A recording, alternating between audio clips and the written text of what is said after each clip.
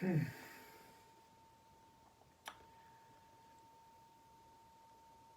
a movement upward and outward of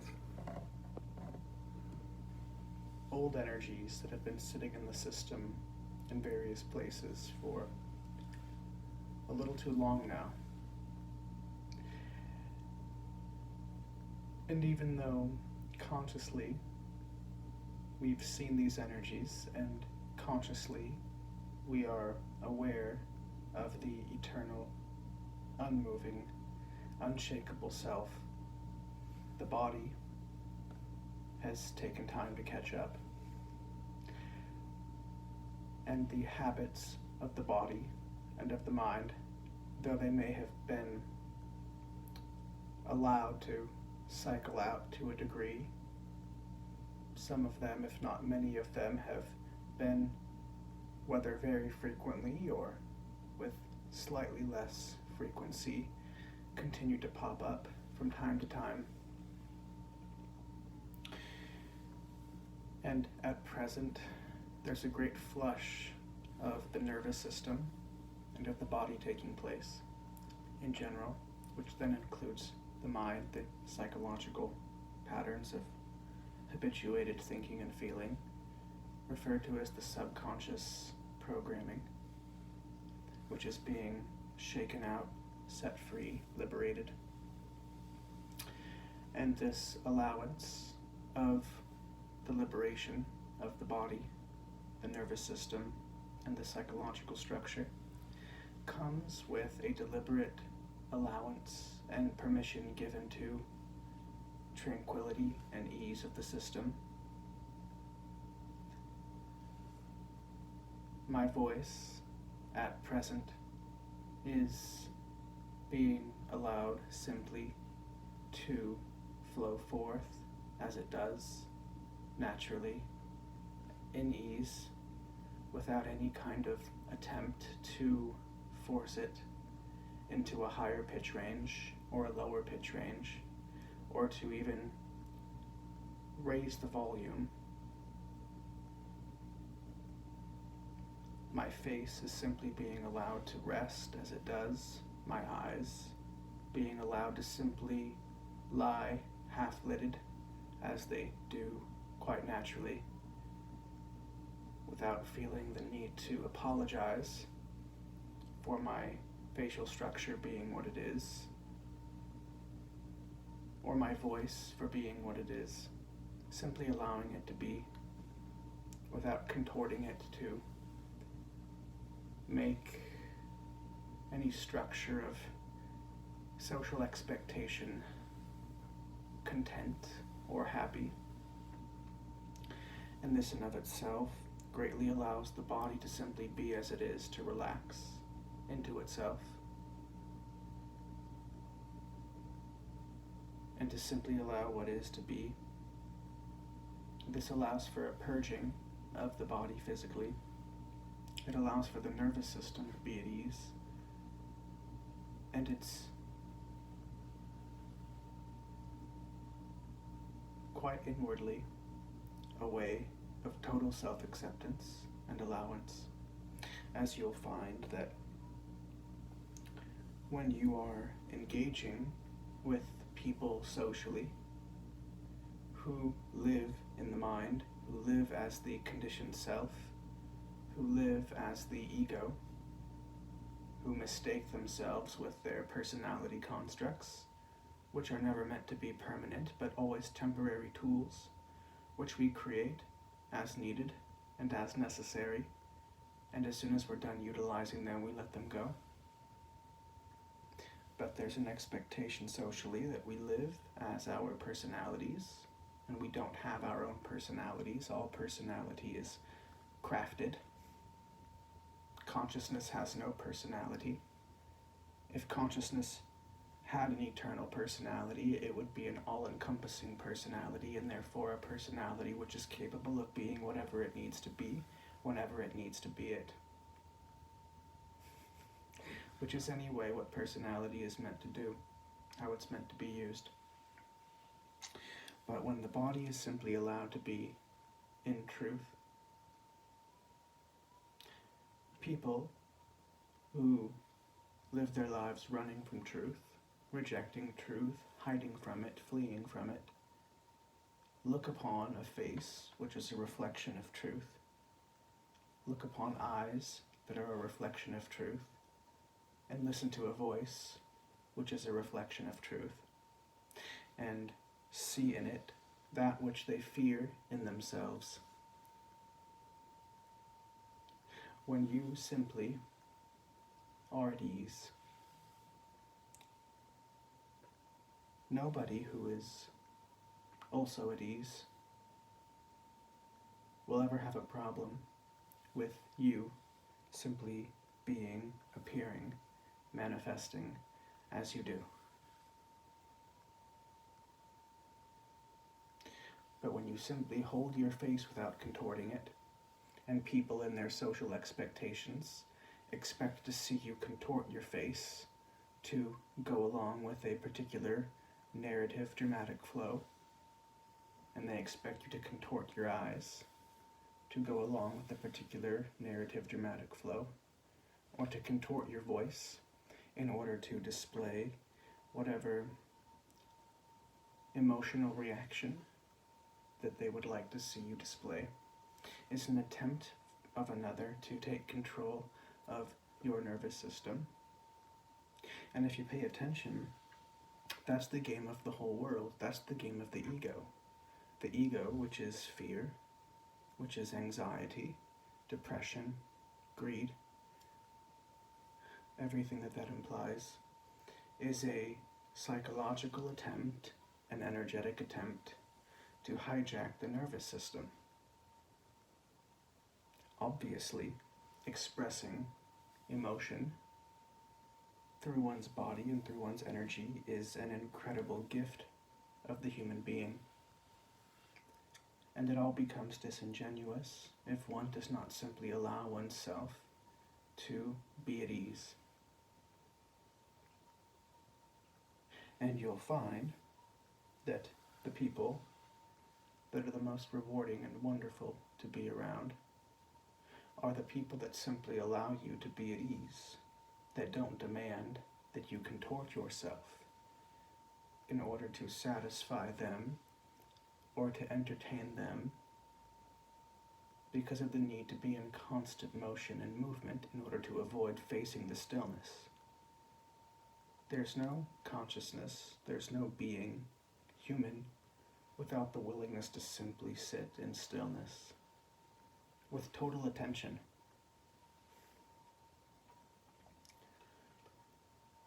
And this is the allowance of purgation, in seeing that most people, whether they mean to or not, whether they intend to or not, only know how to use others as a distraction from having to sit with themselves. And if you are here consciously, as a conscious being, you're not here to be a distraction. There are billions of people on this planet who would happily be somebody's distraction. If you're here consciously, you are here for life. You are here for consciousness. You are here for your deep work. You are here to live as celebration itself of life. And that the truth of that celebration, the depth of it, is known in stillness and silence. When the whole system is at ease. And then you can dance, you can sing, you can laugh, you can outwardly express the truth of that stillness in any way that is celebratory and glorious and marvelous and majestic and truthful and honest, not over-exaggerating, not under-exaggerating, just so. However physically exuberant or physically subdued the expression appears to be to anyone. the energies of life throbbing within are always intense, even though the body may be still and the face may not be twisting and turning into some contrived pattern, and the eyes may be quite at ease, and the voice may be quite at ease. The energy is intense because it's the energy of presence itself.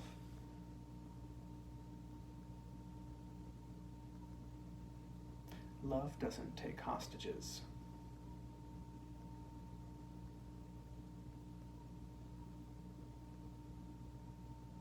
Love loves truth. It doesn't demand permanency from that which is intrinsically impermanent.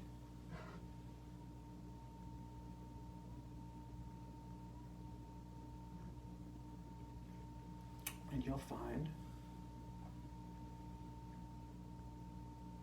as you surrender to peace, as you surrender to being, as you surrender to truth, as you surrender to love, to consciousness,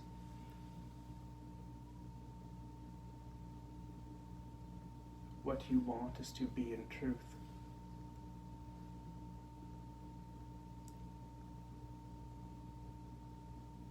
Which means that if the truth is simply that all that needs to be is that I'm here, like this, then that's all. There's no harm done. No harm done.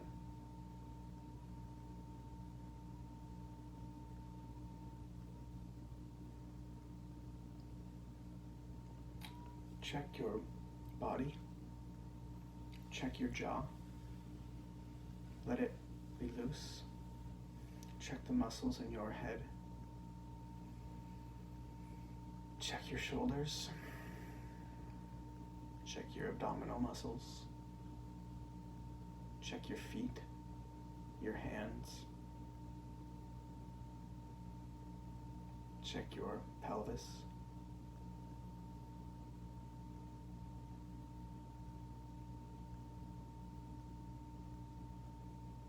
Check your face.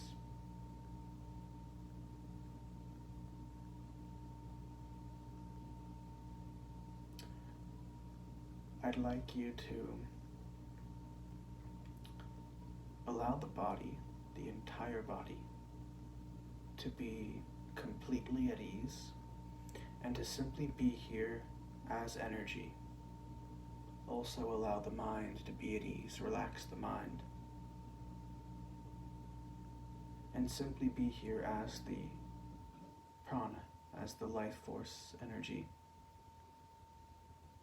Embody that, be in that, be as that, feel the vibrancy of that. For the very life force energies themselves to be vital and active and intense, it does not require any stimulation of the nervous system. It doesn't require any bodily activity other than those natural activities that occur without the need to control. And what you'll notice immediately is that your breath becomes deeper and fuller.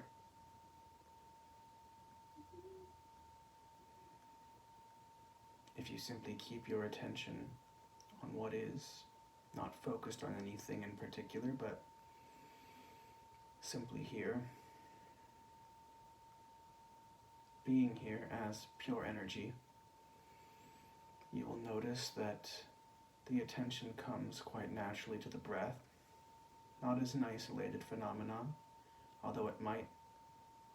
But if the attention comes onto the breath as an isolated phenomenon, it ceases measuring. And therefore there's just breath, and one can fall into a great ecstasy that way. one can also simply just be here as attention and notice the breath coming in and out, the breath with the body. And as the breath deepens and widens, the very energy that you are here as begins to tingle and come into an even deeper vibrance. And the relaxation of the body deepens, and yet the intensity of the energy remains as it is, vibrant. There is great relaxation, and yet one is not sleepy. The body may be as almost to sleep. That is, it may be relaxed, but one's awareness is very much present. Very much here. Now I will be silent for a moment.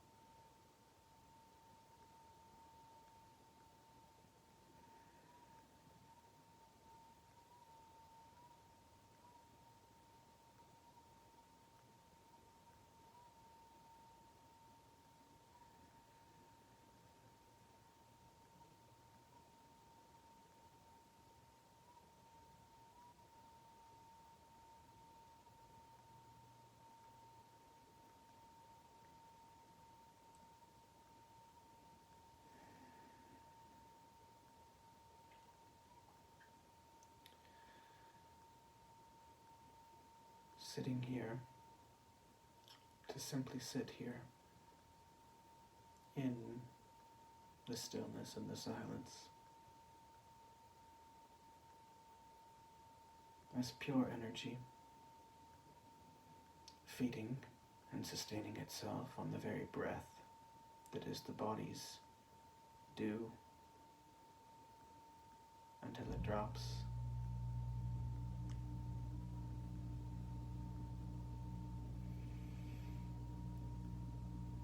This allows for one to simply sit in openness, in desirelessness, seeing clearly that the nature of one's true being is desirelessness, which means non-objective, seeking, no chasing of anything projected by thought, because there's nothing to chase.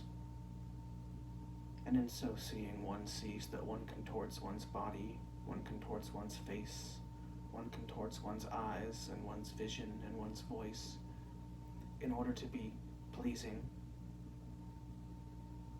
with a motive to those with whom you might encounter, because there's a fear of rejection, there's a fear of abandonment, there's a fear of not getting what one wants. This doesn't mean to go in the opposite direction and aim to be displeasing. If you'd like to try that as a social experiment, well, be my guest. You'll achieve the results you achieve. Everything has its consequences. But it's a worthwhile investigation to simply sit here as what is, as pure being, as pure consciousness, as pure spirit, as pure awareness, without feeling the need to contort the mind or the body in any way in order to be pleasing or displeasing to anyone, and then to experience, once again, whenever it arises, the old programming of running toward or running from, avoiding and evading, suppressing, magnifying, exaggerating, in order to see just how much our social life demands that we lie, that we betray the truth of who we are in stillness, and how much we give up and trade in our authentic voice for an inauthentic voice, and our authentic desires for inauthentic desires as they arise, never letting ourselves have what it is we really want, not being honest enough with ourselves about what we really want, thinking, believing that we owe it to another, or that we owe it to the world, to pretend to have false desires in order to remain socially viable.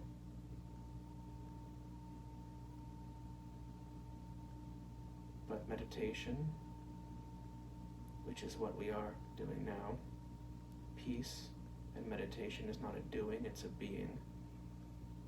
Peace, compassion, love have nothing to do with any social contrivances.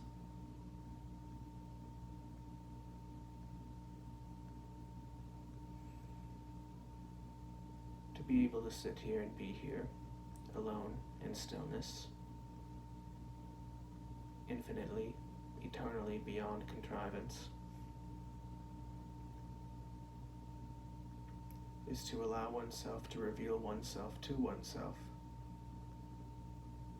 and to see that just as you are perfectly capable of sitting here, self-sustained, in consciousness as consciousness, there's absolutely no reason why everybody and anybody cannot do this. They can. They choose not to. They run. Or they're not ready, or they think they're not ready. But this capacity to simply sit here in pure awareness of what is, as it is, in calm, in ease, in peace, is the capacity of all human beings, and the birthplace of all true movement and true action. Without the willingness to be here, as this, as what you really are, without the need to put it into words, without the need to try to express it in any particular way, or to subdue or suppress any natural expression of it. This is the birthright, this is the way in which you are authentically designed to be. Does it mean that the voice and the body will always present themselves in such a subdued tone? No, of course not. Obviously not. When it's time to dance wildly, you will dance wildly. When it's time to speak with much more texture and rhythm and color, you will. When it's time to laugh wildly, you will. When it's time to do whatever you've got to do, you will.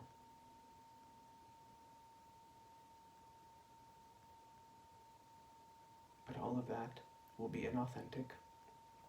All action and all doing is inauthentic and meaningless, and without basis in truth, if one does not allow oneself to come home, to return to this state, to this stateless state, to this being beyond any particular state, of simply abiding in the raw awareness of what and who one really is, of who you really are, wordlessly, without movement, without contortion, without contrivance, without distortion, simply here.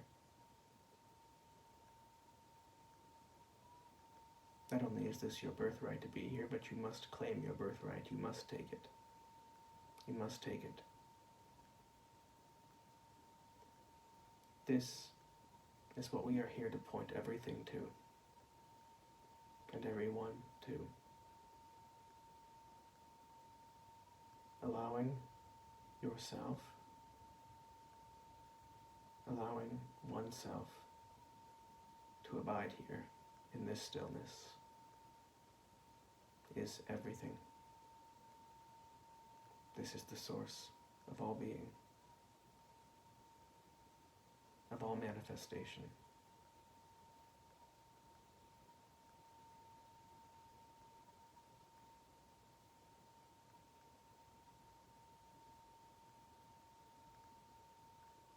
Allow everything that has been accumulated, turned into habit, and allowed to take root in the body, creating distortion, to slowly work its way out of the system. It cannot be forced out. You must simply relax and allow it to bubble out.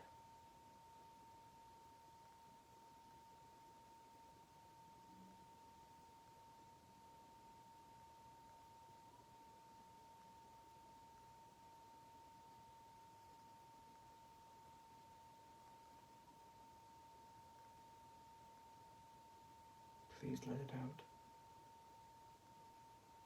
Be here as nothing. Be here as no one.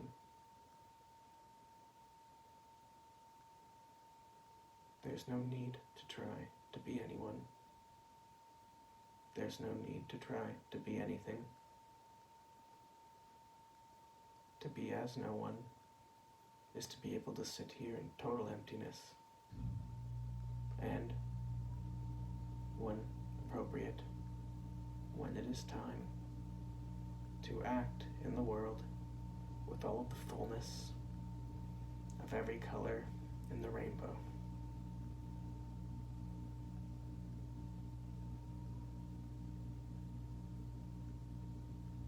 To move quickly, you must move slowly. To be truly wild, you must be still and know the beauty of stillness, the basis of all movement.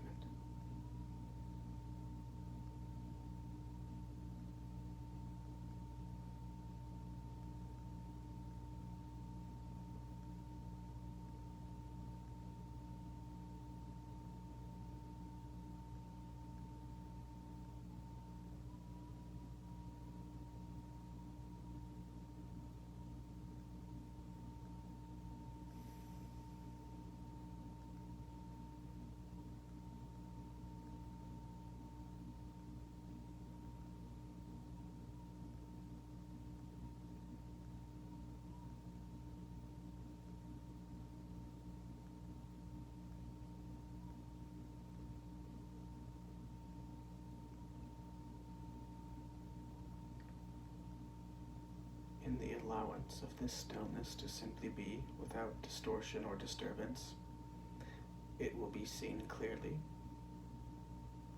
not only who and what it is you are, really, but what it is you really want, what it is you want to give, what it is you want to receive,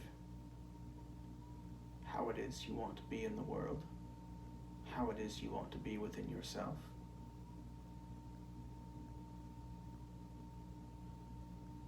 And this is all necessary to see.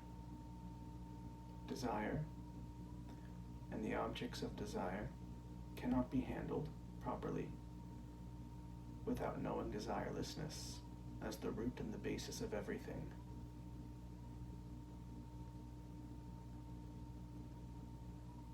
Love is desirelessness, and it handles desire with care. Desire is a great fire that burns all of its objects. simply sit in it, to throw one's whole self into it,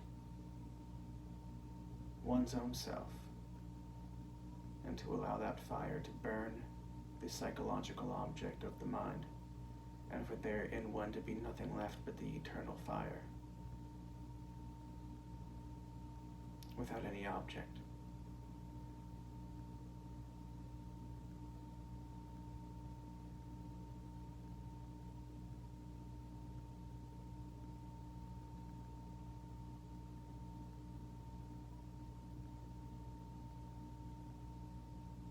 Then one ceases to hang one's hopes upon the notion of desire fulfilled, as it's seen that a desire fulfilled or unfulfilled can be born, that we can bear it.